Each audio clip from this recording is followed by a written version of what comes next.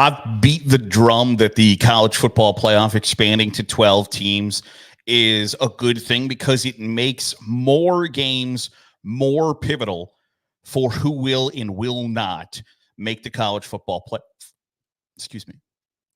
And I think you're going to see that on display this weekend because there is a game that could determine who does and does not make the college football playoff out of the Big 12. And I think that's a big deal. That when you look at Utah playing Oklahoma State on the road, this is the game in the Big 12 for 2024 as a whole. Utah, Oklahoma State, in my mind, is who decides who has the upper hand going into the conference championship game. And maybe this isn't the only time these two schools are going to meet. And I think that has to play in the back of somebody's mind, whether it's Utah, whether it's Oklahoma State, because the conventional wisdom is who gives a damn? You got to win the game. Do whatever you can to win the game. Mike Gundy's not necessarily he's not necessarily trained like that. His brain doesn't think like, well, whatever we got to do. He's always kind of a step ahead. He's kind of that like riverboat gambler dude that I happen to like. I think that enters his mind. But this is a big time game. And a loss, they're Utah's number 12, Oklahoma State's number 14. A loss, well, one of them's going to lose. It's going to drop somebody back towards 20, probably.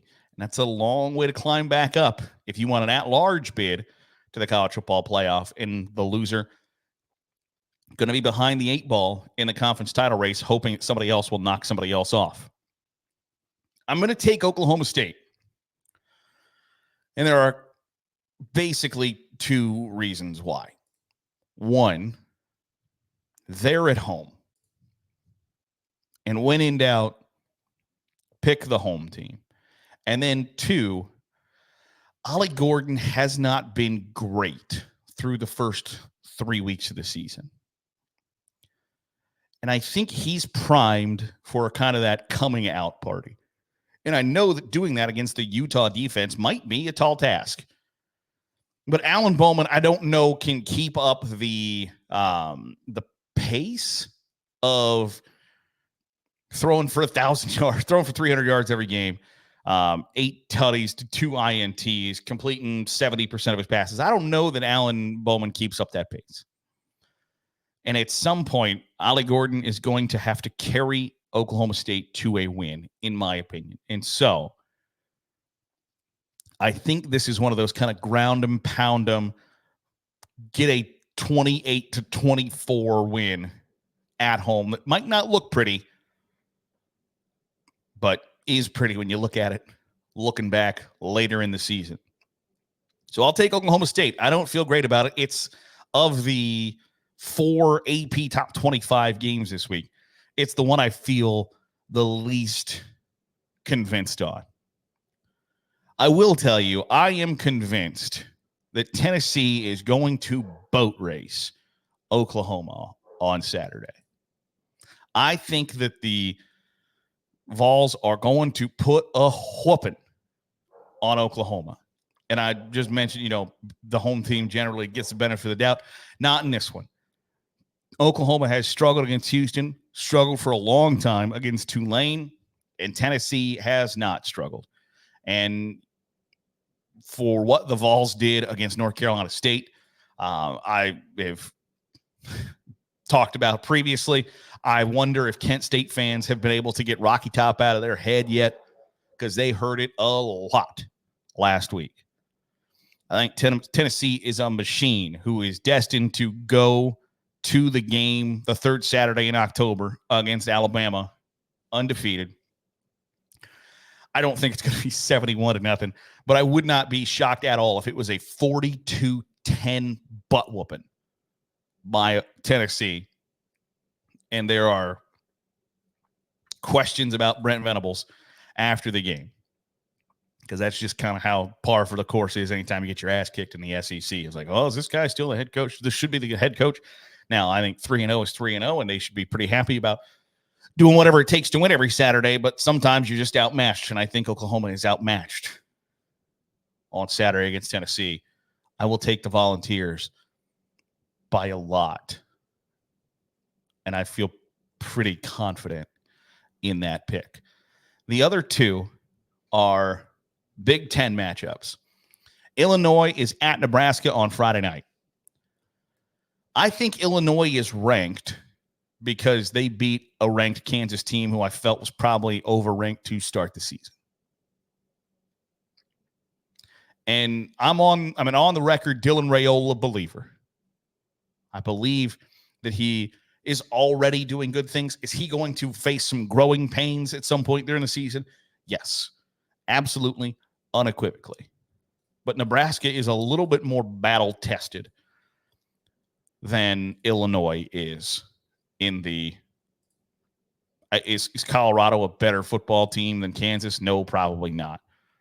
But Nebraska had to fight, scratch, and claw to kick the hell out of Colorado in the first half, where I don't know if you were to ask me how many wins does Kansas get in 2024, I don't feel super strong that it's a ton. And I think Illinois feels pretty good about themselves until Saturday, or until Friday, I beg your pardon. That's a Friday night game on Fox. I'll take Nebraska. And the spread is 7.5. I'll take Nebraska to cover. I don't think it's I don't think it's a high scoring game. I think it's Nebraska probably in that like 31-21 space, maybe 31-20, something along those lines. The over under 42.5. In some aspects, it feels high, and then other aspects, it's like, I'll take it.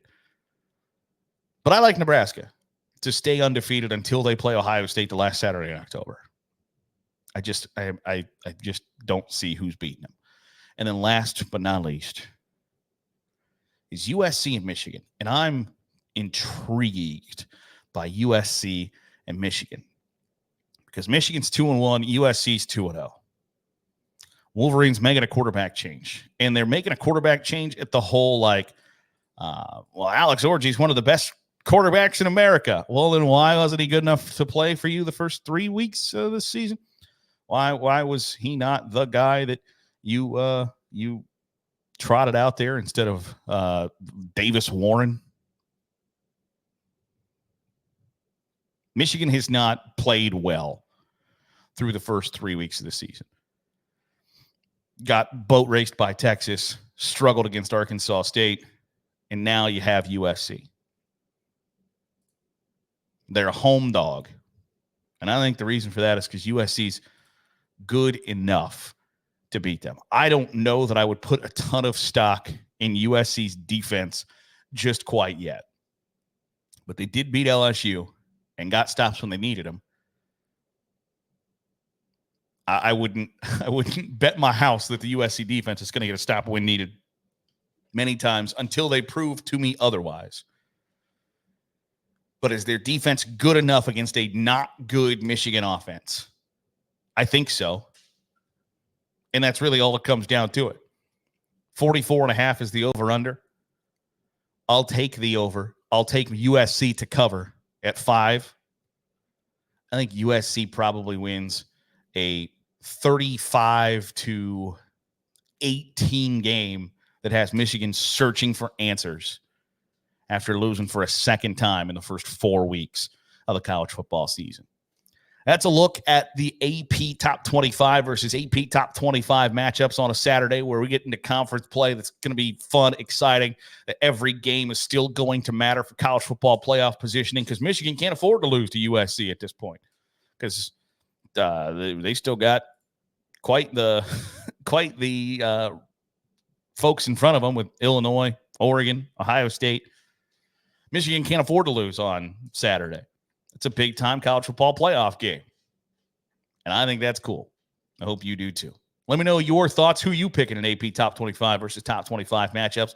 Would love to read your comments down below. That'll do it for today's episode of the Daily Huddle. Appreciate you making us a part of your day, however it is, wherever it is you're doing so. If you're watching on YouTube, hit the subscribe button. Make sure you're getting all the great college football content we're pumping out. If you are listening on the podcast feed, drop a 5-star review. It goes a long way in helping out the channel. I'll see you tomorrow for another episode of the Daily Huddle.